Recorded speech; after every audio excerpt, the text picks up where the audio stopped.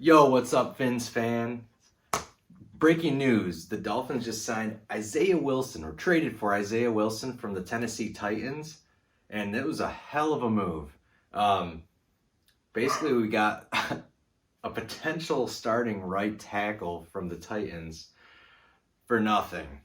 I mean, this is a really low key, solid pickup. Think about this for a second.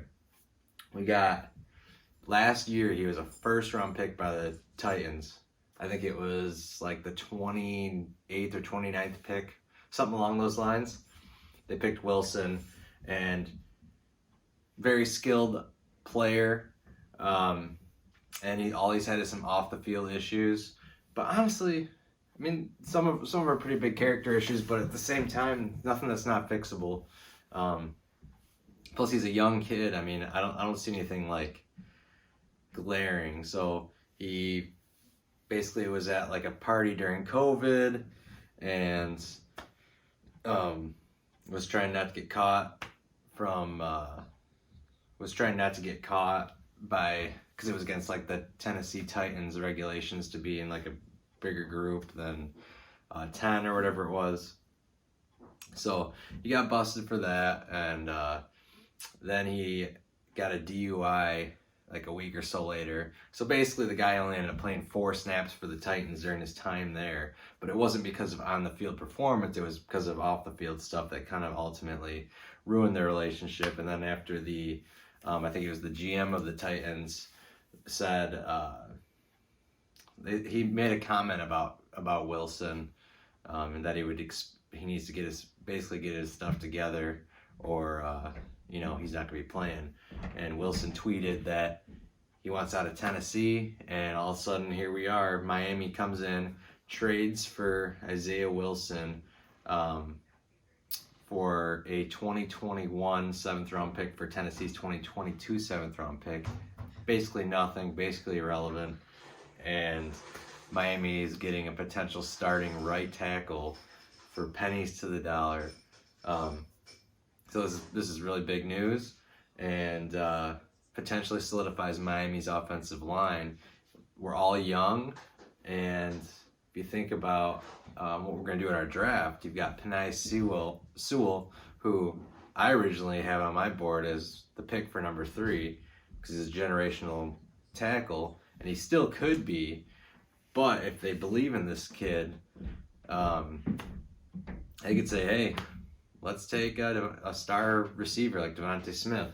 Or even now, you could say, all right, let's trade back with someone like the Panthers or the Bengals or whoever, and still get one of those guys, those receivers, plus extra compensation. I mean, Miami's looking really good as far as their positioning with draft capital and everything.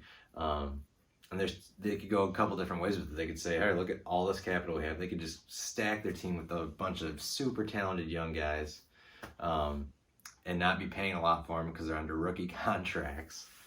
Or they could say, hey, look at all this capital we got. We can go out now, feel comfortable enough to go out and get a guy like Deshaun Watson because we've got all this capital, and the guys that we have in our team are very inexpensive because they're under rookie contracts, so you can afford to have a guy like Watson and still be a solid team.